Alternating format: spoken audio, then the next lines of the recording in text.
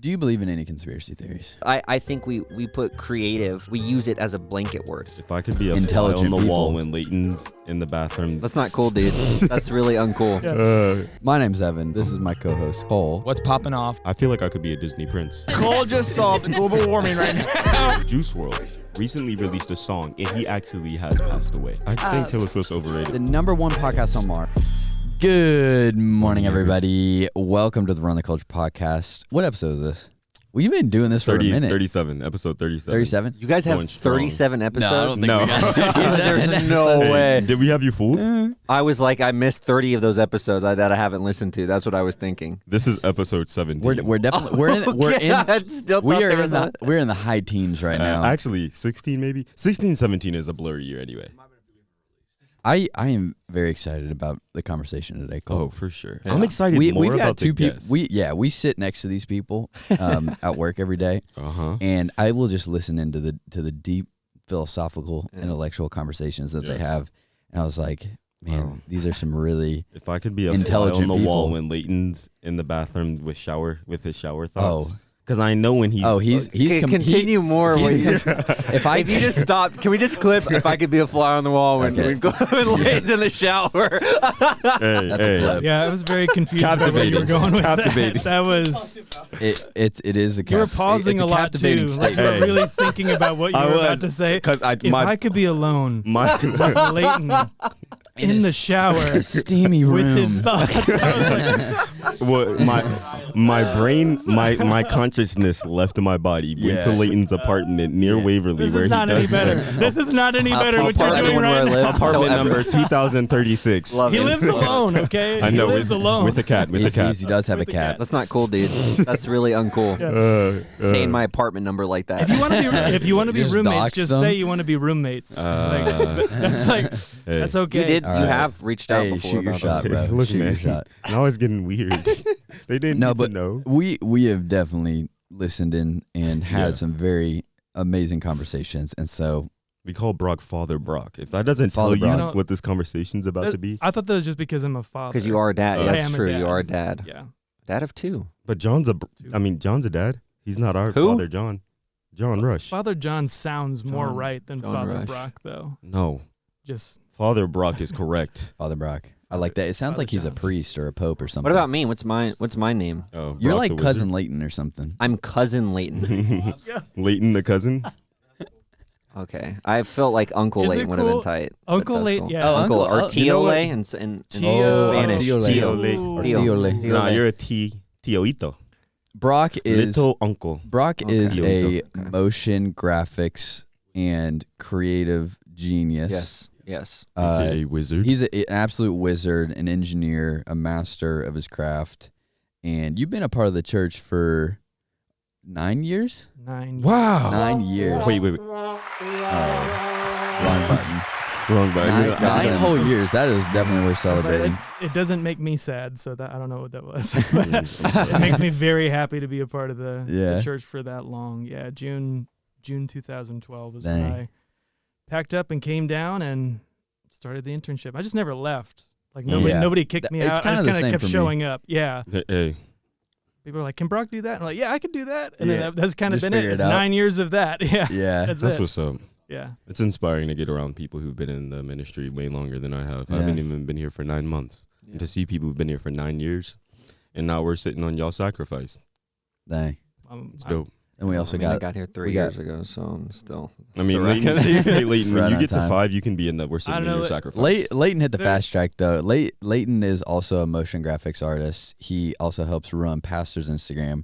His biggest claim to fame is that he is the Youth Nation Gaming legend. Lead pastor. I'm the Caster. Youth Youth Nation Nation Gaming lead lead. pastor. pastor. I prefer that title for you. I want to sure. get right Yeah. into this conversation. Let's do it. I'm ready. I want to get Yeah, right The into it. Disney kidnappers? No. Oh, Do my you bad. believe in any do you believe in any conspiracy theories?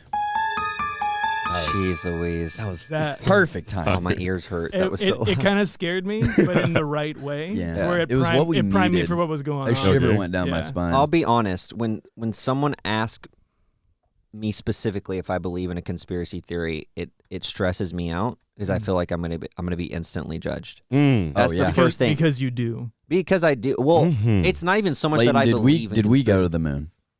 No. Well, okay. So why do we so definitively say that we did? Did you?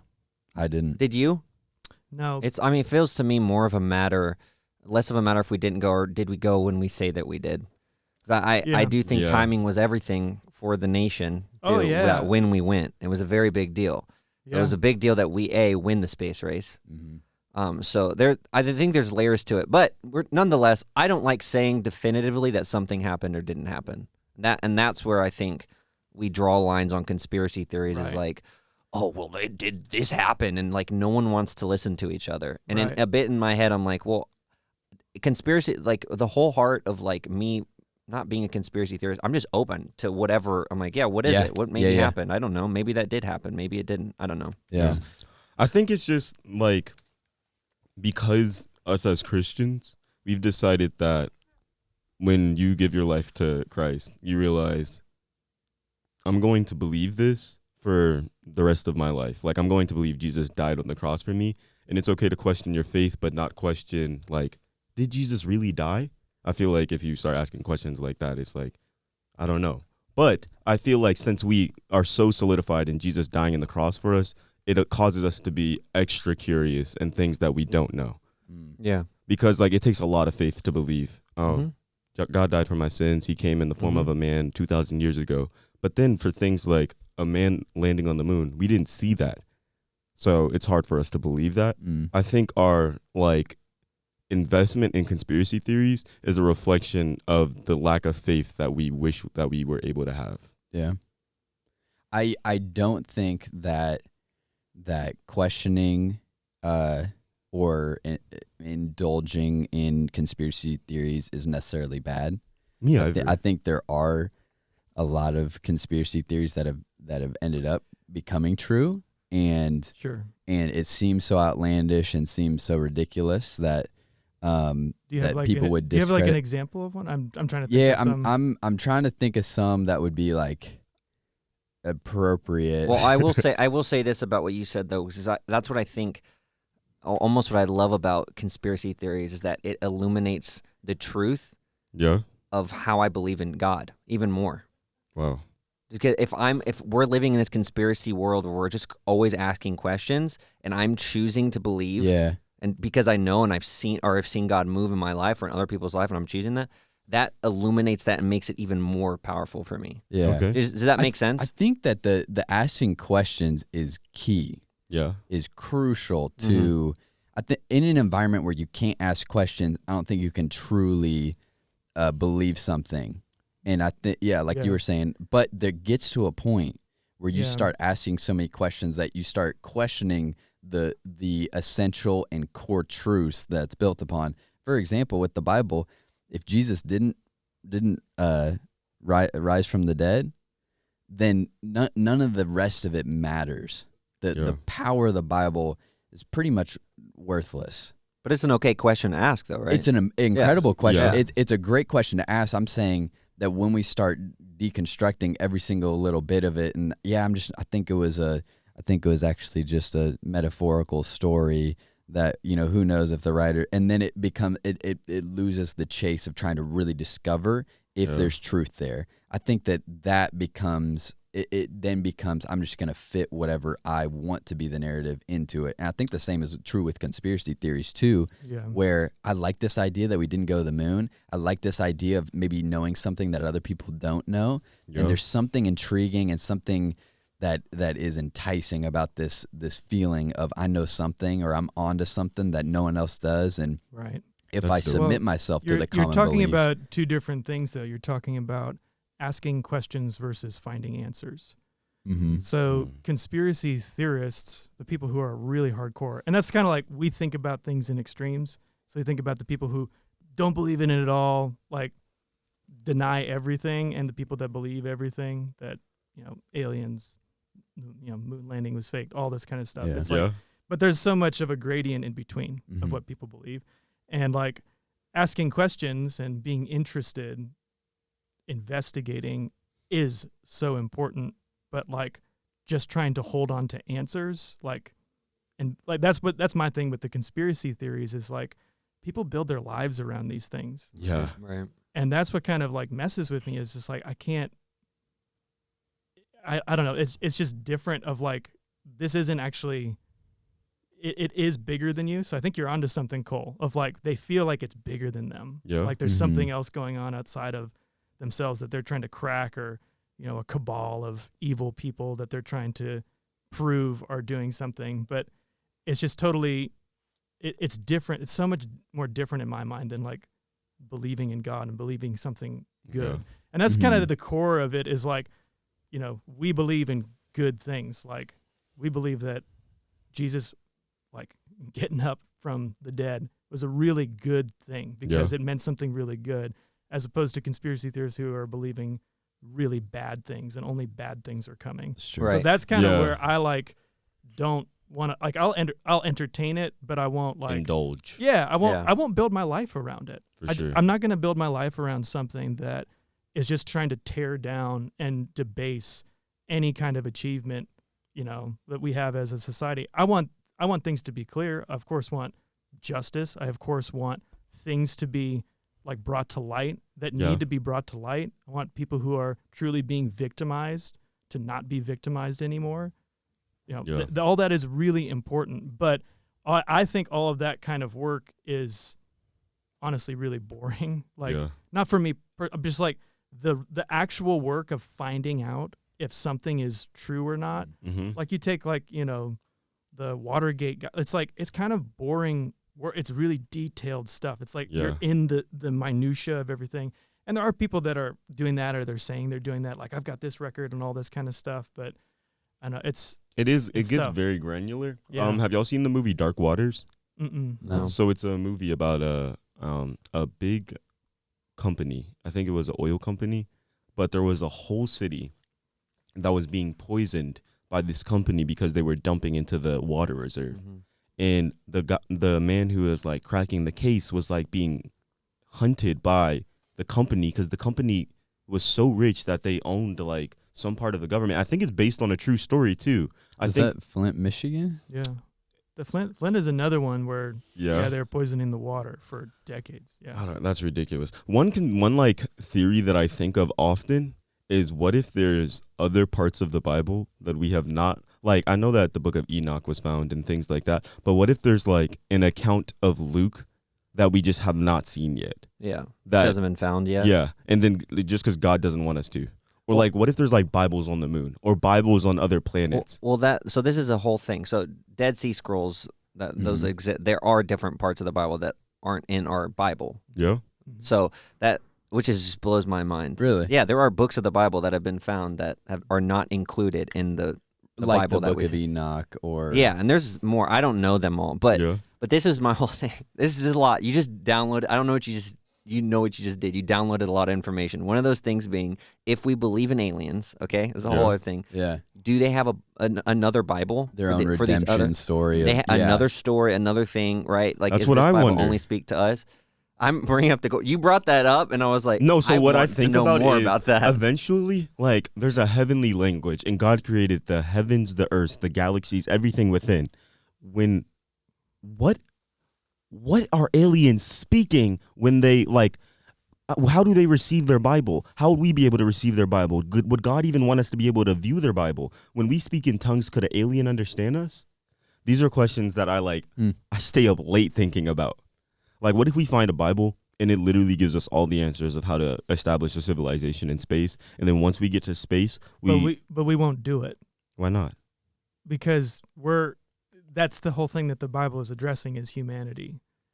Even if we have all the answers, even if you have all the answers as a conspiracy theory, all this kind of stuff we're talking about, you're not going to do it. We're not going to implement it yet. Like, we're still, like, creation is still being like renewed. Like, the church is still working. Like, we're still got a lot to do. So yeah, there might be, I don't know. It's one of those things of like, but our faith isn't in like pieces of paper that have words on them. For sure. So it's like there's a spirit that's alive in all of us who have decided to take this journey and follow Christ. And before that even like, yes, there was like the sacred texts that were protected and all this kind of stuff, but the presence of God was the thing that like was to be protected. And now that's in everybody. So it's like, maybe there is like, we have all the information, but knowing what to act upon is so much more valuable. And that's why the Spirit being alive in each one of us is really important, because it speaks to us and tells us what to act on. Yeah. In that capacity. So if there are aliens out there who, because I mean, man, like, yeah, you cracked it open, man. Like if you go back and you're like reading through Genesis and stuff like this, and you know, it's like, is it Cain? Like somebody takes like really early on, yeah, like Cain and Abel. Like he goes out and finds a wife, and you're like, where'd that wife come from? Yeah, where like, did she come from? Where did she come from? And there's like, there's other people. Like, what's going on? And even right now, I'm like reading through like the story of Abraham, and they keep like it keeps like talking about how, so he like ran up to God. He saw God like coming towards him with a couple angels. I was just like, oh, wait, what?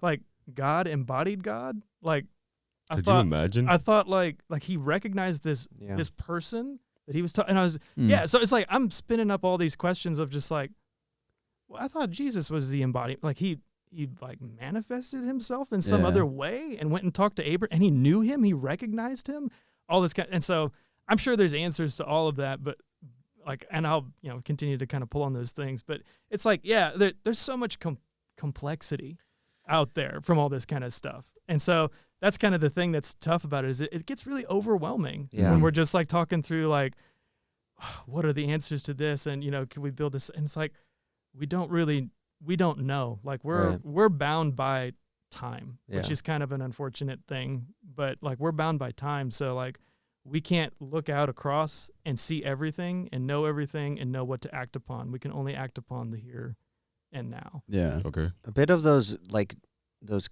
can of worms I don't even like to open with some of the questions when I read the Bible. I'm like, that's not even worth that time. Yeah. And I think that's like one thing, becoming my like conspiracy theories becoming my life. It really is just like entertainment for me. Yeah. It's me sitting down like, oh, I'd love to know about that. That's so interesting, right? Yeah. And then when it comes to something more practical like the Bible, I'm like, I'm good, man. I don't want to dig into that. I have no idea. Find something out that I'm like, for. I don't even know what that, honestly. So I think it's because when we look at conspiracy theories, very few times when we're looking at conspiracy theories, what we're reading will directly impact us.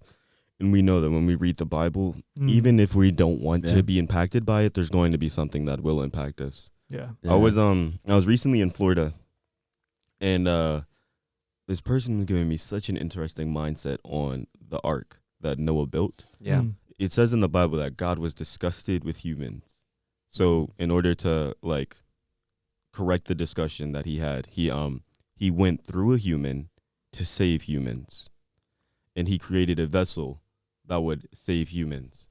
And he was talking about how that wasn't the only time God did that, because like thousands of years later, when Jesus came to the earth, Jesus was a human that God came to the earth in the form of his son as a human who was the vessel that saved humans. And when I started thinking about that, I was thinking about how many stories of the Bible are microcosms of things in my life, or microcosms of other things in the Bible that I can't even piece together because I haven't gotten the wisdom to think on that level. Mm-hmm. Like when pastor's making connections, he said a couple weeks ago, Israel wasn't just a name, it was a nation. And I've read Israel thousands of times. Right. Yeah. Not the book, the name, but I never looked at it as a nation and not just a name. But when you're thinking of it, and when God is saying, God knows Israel is a nation. He created the world. So when he's writing that, you wouldn't think God is so intentional to name him Israel and to proclaim that nations will come from him. And literally a nation has come from him. I think that's just that's why it's interesting and challenging to read the Bible, because although conspiracy theories are not as fulfilling, you know that when you read conspiracy theories, there's some form of gratification because you know, oh, this is interesting. I don't even know if this is true. I don't even know who these people are. It's not directly impacting me, but I'm gonna keep watching. In the Bible, it's different because you can feel there's like some type of internal processing that's different with conspiracy. Is conspiracy a word? Well, I mean, I think you hit on it. Like you just like if you're reading the Bible, usually it gets to a point where something's stirred within you, and you feel like you have to act upon something. You have to answer, like, or at least ask a question. Yeah. You don't even have to answer it, but like to at least ask the question. And conspiracy theories put you in a wholly, I guess I'd say, powerless state. Yeah. That's kind of my thing with it, is like so many people will kind of stew on these things and continue to just like perpetuate this idea of like, we don't have any control over our lives. Everything's decided for us. People are manipulating us. And again, I'm not like so all the way off of like, no, nobody's trying to manipulate you, man. Like, I'm like, of course, like, of course like, people are. Of course, yeah. And that's kind of my thing. Is like, of course. So what are you gonna do about it? Like, what are you gonna do about it? Like, are you gonna like refine your mental state so that you can observe, perceive, and understand when someone's trying to manipulate you? When a product is trying to do that? When like, when someone is like trying to on the news like get you really anxious and then sell you an antidepressant in the commercial. It's just like, of course there's something going on there, but I don't really credit. I mean, people are very smart, but in some ways I'm just kind of like, I don't know if there's some dude sitting there going like, you know what? Like, I really want to make people anxious and then sell them all these drugs kind of thing. I think it's just an opportunity thing of like, oh, we can make people anxious and then sell drugs. And then like, you know, this will be and they're trying to write that story. So it's a thing of like, I don't know. I mean, maybe someone out there is being that malicious, or like groups of people are being that malicious. Maybe the Illuminati. Maybe that kind of thing. I mean, but the truth is we weren't really like made to take in all the information that we take in. Right. Like whether or not it's a lot. Small tribe. Even trends. Even like something as small as like looking at trends or looking at things like that and like realizing that we weren't supposed to take in all this information. So I think we're still figuring that out. Like, how do I take all this information and then, because information, it's just like everything in your life that you if you indulge too much, and you can't indulge in too much in something, you can't indulge in too much information. It's going to break you. Totally. That's social media without pulling back out and like kind of sifting through the stuff that you're like, oh, this is actually something I need to act on. This is actually something I need to do. Like that kind of go in, come back out, go into it, come back out. Like that's really important for like, conspiracy theories, but like, you know, what we're talking about, like reading the word, all that kind of stuff, like go into it. And because, I mean, you and me talk about this stuff. I mean, we'll deep dive, but it's like, I'm chasing down a question of like, where did all these other people come from that God made? And it's just like, if I actually kind of get back to it, it's not really going to have much of a bearing on, am I being a good husband to my wife? Am I being a good father to my children? Am I being loving to those around me? Am I being a good wizard?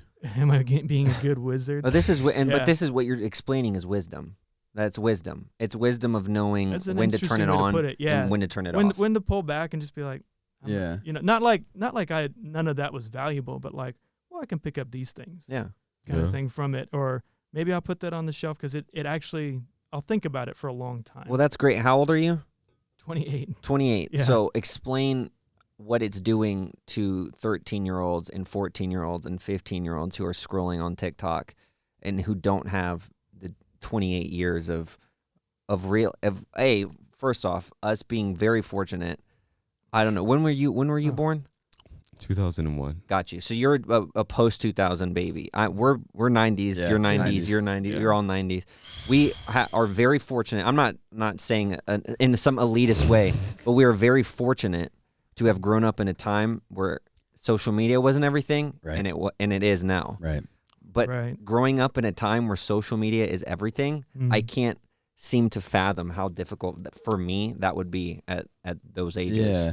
And so, like, imagine the wisdom that they whoever's listening right now, that you're like, oh yeah, I never even thought about that, just because it's been given. It's just like, this is all they know. Yeah. It's that I think it's the overstimulation and the overwhelming amount of opinions and knowledge, and the overwhelming amount of opportunities to let someone else determine how you should look, or like there's so much more grounds to compare yourself to other people now. And I don't feel like we'll truly know the impact that it's having until years from now. And it does seem like, and maybe this just is a perception thing, but it seems like the mental health of young people is far worse than it was when I grew up. And maybe that is just a perception thing, but and maybe it's just because it's being talked about more. Yeah, I think it's more of an awareness. I think we're growing up too fast. I think that's also it. I don't think kids nowadays are able to be kids. I feel like I was just fortunate enough to feel like a kid for a while. Haven't you seen all those TikToks of kids being like, "Oh, this was me in high school, and this is a high schooler now." Yeah, you're talking about like kind of the gift of obscurity and invisibility, and like now everything is visible. Yeah, you're encouraged to put every aspect of your life out there on display to be critiqued, to be critiqued, and I hope in the coming years there will actually be like a weaning off of social media, or a changing of what is the actual value of it. But then I feel like something else will surface. Yeah, for another generation. I mean, there's always something for every generation. Like it's not. You're never going to get away from that. So if like the crucible for this generation is social media, there will be those that actually overcome it, and those who can figure out a way to mentally process, to set up systems in their lives, and to right now we're living in the age of like neuroplasticity. Like we have more ability and knowledge about our psychology and our neural pathways than ever before. So the tools are sitting right out there. Yeah. It's the same thing of like we have the answers. We know what it's all about, are we going to employ them? Are we going to put them into practice? Are we going to do something really that seems really dumb, set limits for ourselves. Yeah. You know what I'm saying? Like that's kind of what we're talking about with like the wisdom of pulling away from it. Of like it's fasting. I don't know if it's really fasting from social media. It should just be a rhythm of social media. Yeah. Of like, I'm on and now I'm off. And then revisiting for everyone, like, why am I on? What am I here for? Kind of thing. Making sure to identify those things. I think 13-year-olds, 14-year-olds, they may not know to ask the question yet, but once they do and they get around the right people to start asking the question, it'll start losing its power. I something else that I've been thinking about kind of in that vein is how when I grew up, I grew up with Legos. I've talked about that before. And when it was like middle school, I got an Xbox, and then I started playing a ton of video games. Right. Call of Duty, Modern Warfare 2 to be specific. Wow, no Halo? I honestly, you got an Xbox and didn't play Halo. There were some older kids in my youth group that loved Halo, and I loved like playing with them, but I was so bad. Yeah. Anyways, I was only ever good at SWAT in Halo. SWAT. That's only headshots. Only headshots. So good, dude. Oh, SWAT's great. You remember SOCOM? All about that. Did you ever play SOCOM? I never played SOCOM. Anyway, wait, but there was a shift. There was a shift between creating, where the tools that I used, the things I did to entertain myself was to create, and then when I got to middle school, it was to consume. That I then began to consume, and I feel like the trap of just consuming is so much easier. It's so much less. It requires so much less. It's effortless, and I feel like the time in like elementary school time frame for me, where all I could do is create. That was the only thing I could do to really entertain myself, was to like challenge my mind and to like build and to try to like come up with new ideas. I feel like that was so essential. And I feel like today, from day one, it's, I saw a kid in the airport the other day just watching YouTube on his phone. But explain what consumption is, though, because we're making TikToks. Kids are playing games. Like, say what you want about video games. I think they're like more critical thinking than anything. I'm always trying to solve problems when I'm playing video games. Is that just me? I don't know. You offended the lead pastor of Youth Nation Games. well, it's unordained. Well, explain. I want to know what you mean by what is consuming, because I don't think that social media is as it wasn't created. This is so good. Social media, or specifically what it was Instagram, intended for. It was intended to share photos, TikTok, Vine, to be for creators. This is peak not only comedy, but peak just like people are learning how to edit videos on their phone. Like we have this was designed to create. Yeah, but if you look at the majority of time that you spend on social media is consuming compared to, which is probably it's built on the creators. You look at YouTube, the creators are the ones that make it a viable platform. Yeah. And I feel like I think more the point I'm trying to make is that, and you make a good point on the video games, there is a strategic and creative aspect to that, but you're not. The point I'm trying to make is that the longer you stay in a consumer mode, I feel like you lose something in that. Yeah, no. When you get into a creative space, it makes the consumption so much more meaningful. So when you're thinking through how to make a photo like great and stuff like that, then maybe it makes consuming, or you're more attuned to the details of what kind of content that you do want to consume that will inspire your creative endeavor. Yeah. I think you just hit something that Brock and I wanted to talk about at some point in art. We will set conversations. We're like, hey, we'll talk about that maybe some other time. Yeah. But it's creativity, because you just use the word creative. And now I want to know, to make it practical, if you're saying that like a creativity shifting from a consumer mindset to a creation mindset, what is that? What does that look like? I think we put creative on top of, we use it as a blanket word. It's another one of those trigger words. And I'm like, okay, well, what is that? What do they create? Like, what are we creating? Not everyone can make. Are you telling someone that they have to be an artist? Yeah. I'm not. It's a great. That's a really great question. Honestly, I don't know if I've given enough thought to. Well, we brought it up. So this is just my instinct. Let me just give my instinct reaction, and then I'll let you talk. My instinct reaction to the difference between creativity and consumption is that when you create something, it then produces something else. Whereas consuming something at the end of the day doesn't produce anything unless it is the inspiration that's taken from consuming then goes into creating something that then goes. And I think the consuming part is essential, but I think that we can often just stay in that mode. Yeah, no. But that would probably be my differentiation, is that when you create something, that it goes further than yourself. I want to know what Brock thinks. Are you telling everyone just to play Minecraft? That's what I'm really getting to. This is a Minecraft plug. Get on a Minecraft creative world and make your house. I don't think I'm gonna do that. I wanted to wrap up with this. I was talking to Evan about this the other day.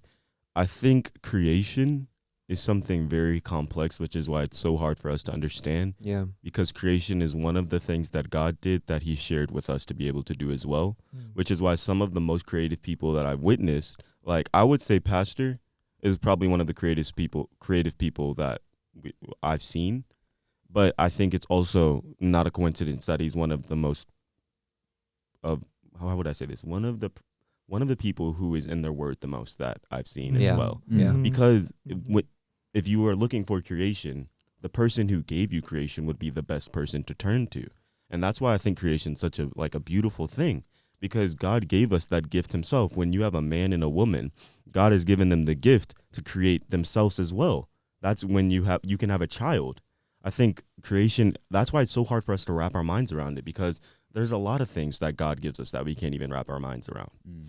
Just like when, I don't know. But I think that's just different, that God can create and we can as well. If I'm just being honest, everything that you guys just said really illuminates the fact of conspiracy theories. Everything. It's all about just thinking more, connecting dots, and that's what conspiracy theorists, like people like that, they're just trying to connect dots. Yeah. Everything you guys. But I was so like zoomed out on everything y'all were saying. I was like, but they're trying to connect dots on like how other people need to change. It's a bit self. It depends how you do it. I don't look at it like that. I just want to know. I just love knowledge. I'm just curious. I want to know. I'm just curious. Well, I mean, it's entertainment. Again, like we're coming back to like it's entertainment. Yeah. Totally fine. Yeah. It's entertainment. If it's just entertaining. Yeah, it's not my You know what dots we need to connect? Tell us, Cole. The ones that go YMCA. Oh. You know, how does this song go? We're gonna do it for the YMCA. Gonna stay at the YMCA. You know that song was made for homeless people? No. It wasn't? I don't know. That's Catch it next week. That's a Who told you that? Did someone tell you that? Yeah, my uncle. He just made that up. He just made that up. See, that's how conspiracy theories be, though. This just in. YMCA created as a conspiracy theory. Don't go and just sing that to someone on the street. It's just like going out there. This is for you. We believe in the youth!